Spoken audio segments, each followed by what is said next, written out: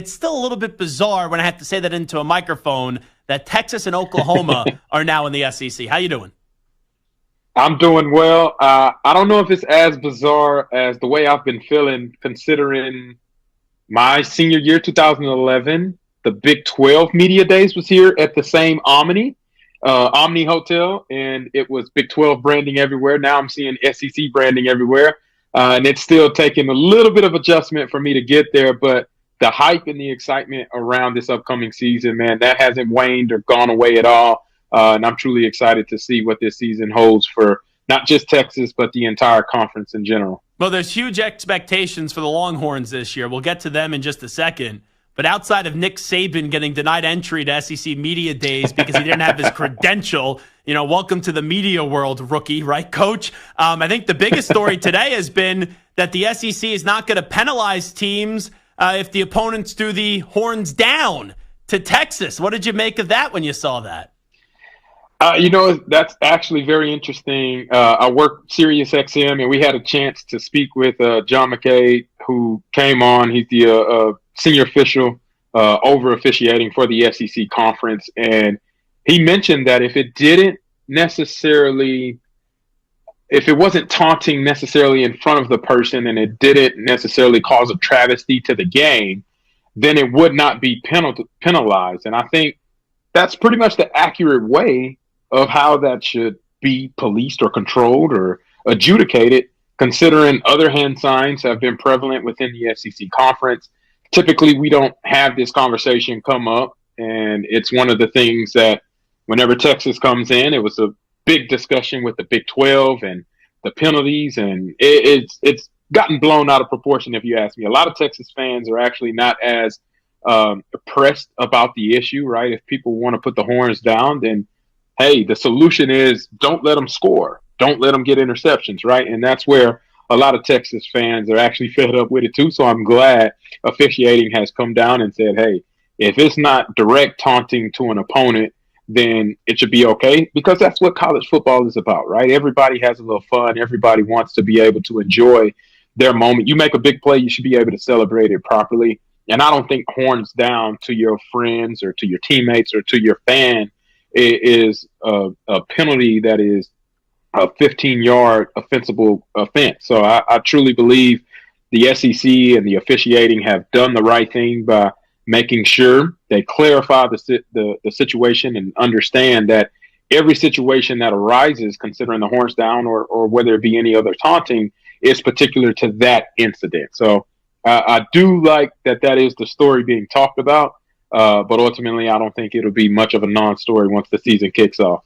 Fozzy Whittaker here with us. And I don't know how many times opponents will be able to do horns down, because Texas has big expectations this year. I think they're the fourth best team in college football entering the season, with Oregon, Ohio State, and Georgia right in front of them. It feels like this is championship or bust this year, even though they go into a new conference and there's, it's a tougher conference in the Big 12.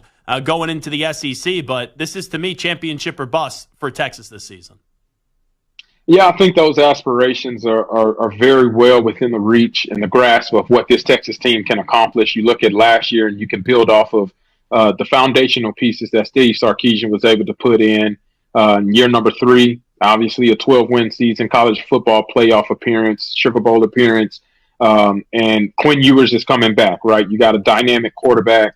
But you lose a lot of offensive weapons. Matter of fact, you lose all of your offensive weapons, including your running back, all 4 receivers, as well as your tight end. And so being able to replace the production that those guys were able to provide was a key emphasis this offseason for Sark. And I think that's where you look at how good of a recruiter Steve Sarkisian is. Not only at the high school level that he's able to provide those types of skills to be able to woo in his intentional targets, but you see it in the transfer portal as well, as you go get an Isaiah Bond, as you heard his name being called on your football fix, right? You got a 4th and 17.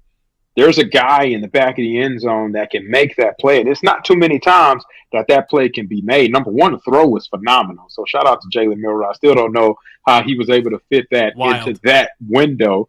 But Isaiah Bond, everything that's on the line, the distractions that's happening, defender right in front of him, he still comes down and manages to find a way to bring the ball in and become a legend in that game, in that moment. But you bring in that guy. By the way, I don't even think I could ever do that or recreate that situation and win in college football on the game, right? NCAA 25 just came out. If you pre-ordered it, I couldn't replicate that on the game. So to be able to actually do that in person, man, that's incredible feat in and of itself. But Steve Sarkisian goes out and get him. You got Matthew Golden, who's a premier returner and absolute beast in the slot receiver position.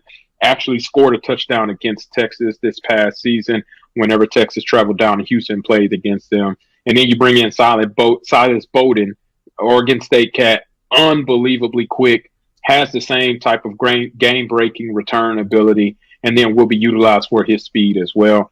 And then from the tight end position, Amari Niblack being able to replace some of that production from Jatavian Sanders, what he lost going on to the NFL. And that just goes to show you, man, Steve Sarkisian gets it, right?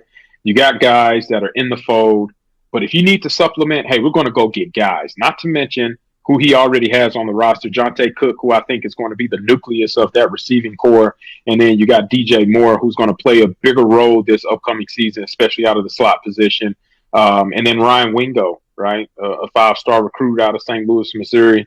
He has the potential to really be a game-breaking receiver and contribute in year number 1 as a true freshman.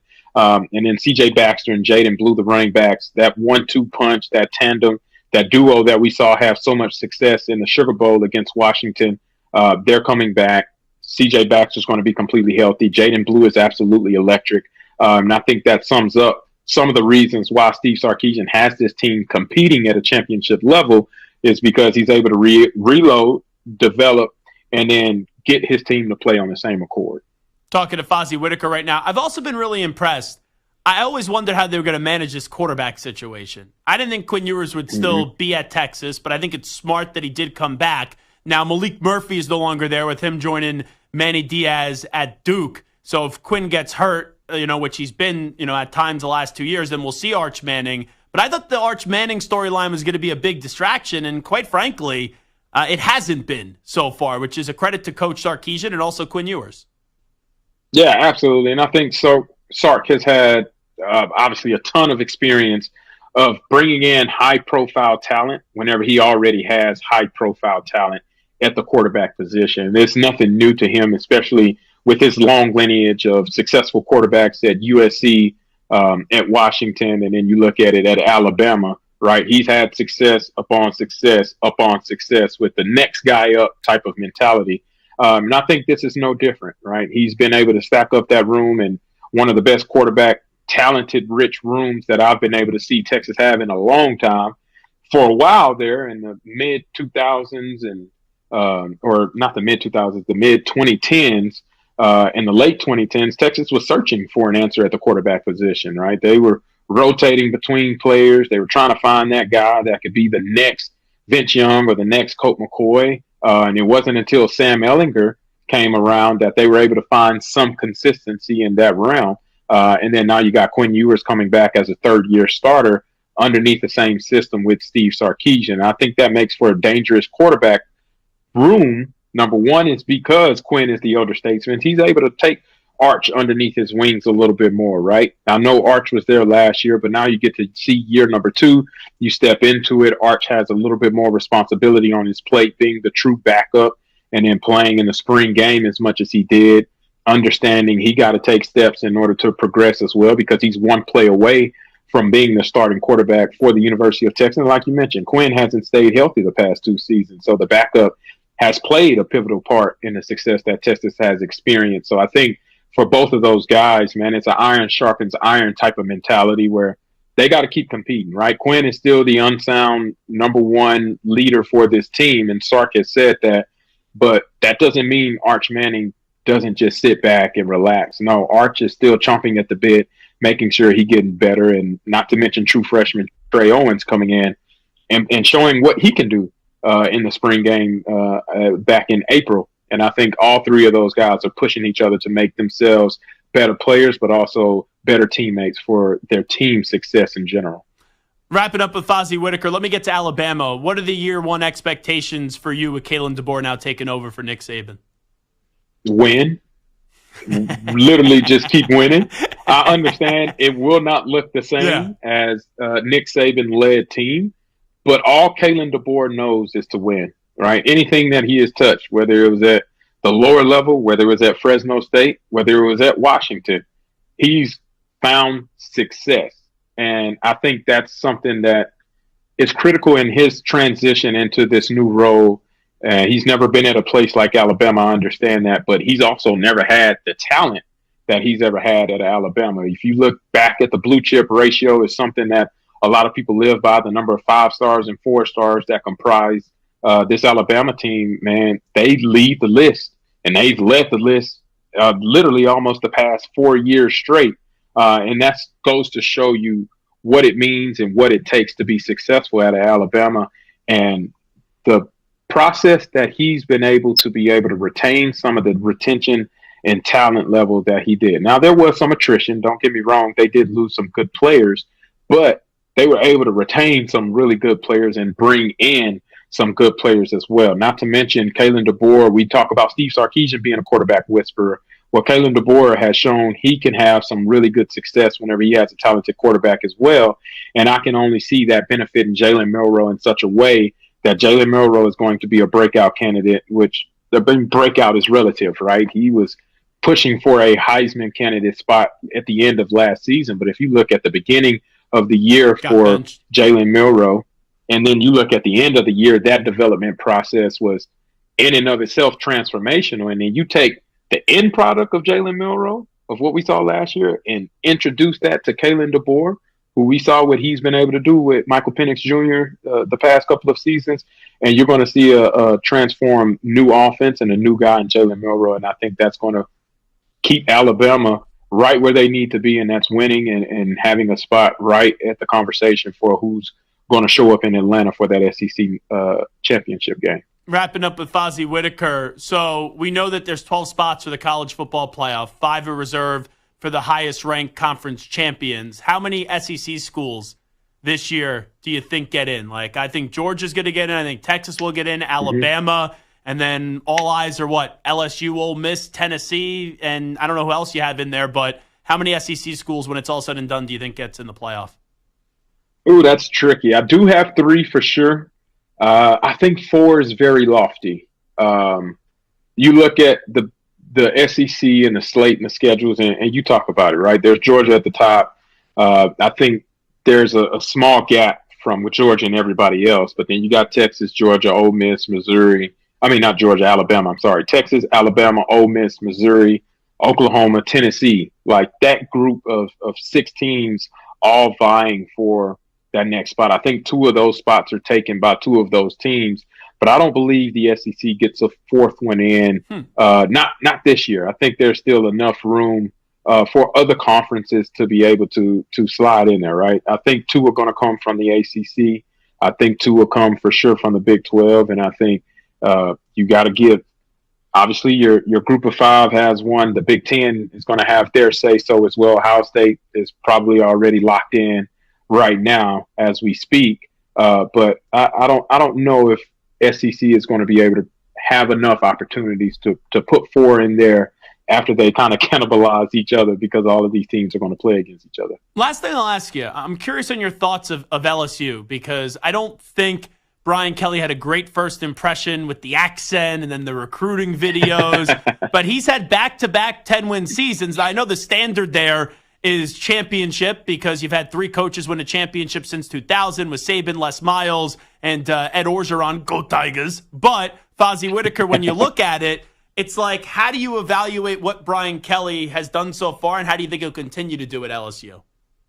Well, ultimately, I think if you look at the production of this year, right? Now, we got to see unbelievable talent, right? Jaden Daniels, Brian Thomas, Malik Neighbors. Those 3 individuals were absolutely on fire for this LSU offense. They just couldn't stop anyone defensively. Their defense They just could not hold up on the opposite end of the spectrum. Now, they got one of the best players in the country who will be a top 20 NFL draft pick, Harold Perkins Jr. He's going to play in the box. He's going to play and rush off of the edge as well. They have to find ways to put more pieces around him to be successful. as well as the entire defense, proving this is not just a one-sided, one-trick pony on the offense being able to produce points, but that defense has to show up. And they've made those strides, right? Coaching changes across the board on the defensive side. You bring in Blake Baker from Missouri, who's had tremendous success and helped Missouri win an 11-win season a year ago. You bring in Bo Davis, who had success with Texas, producing a first and a second round draft pick in Byron Murphy, as well as T'Vondre Sweat. And you bring in all the key pieces that will make a defense successful with this all-star coaching staff. And if you can pair that up with some of the success that the offense experienced last year, right? Not all of it. Everybody's not Jaden Daniels, but I do think Garrett Nussmeier is going to have an unbelievable season. Not everybody is going to be Malik Neighbors or Brian Thomas, but I do think Kyron Lacey's poised to have a big year as well. You pair that up, and they can play more complementary football, which I think is ultimately what Brian Kelly is looking for. They don't have an easy schedule now. Don't get it twisted. They don't have an easy schedule, but if they have just a semblance of a better defense, then this is a team that'll be vying for one of those spots. And I didn't say their name in the 6 for it, but LSU is right there in the mix. It's just so many teams that are good. That's the thing about the gauntlet of the SEC and what Texas and Oklahoma have to get prepared for is, man, you're facing talent on talent on talent, and the venues, the away game, and the atmosphere, whenever you go to these places, they are all electric. And I think that's something that's going to take a little bit of a learning curve. But those two teams can be very successful still in this conference. But LSU is going to have a lot to say about who ends up in Atlanta, Georgia for that SEC championship game once they get that defense fixed. He is Fozzy Whittaker covering the Longhorns, obviously the former Longhorn player, kind enough to join us for 20 minutes right here on the Zach Gelb Show. Fozzy, enjoy the rest of the media days. Thanks so much for doing this.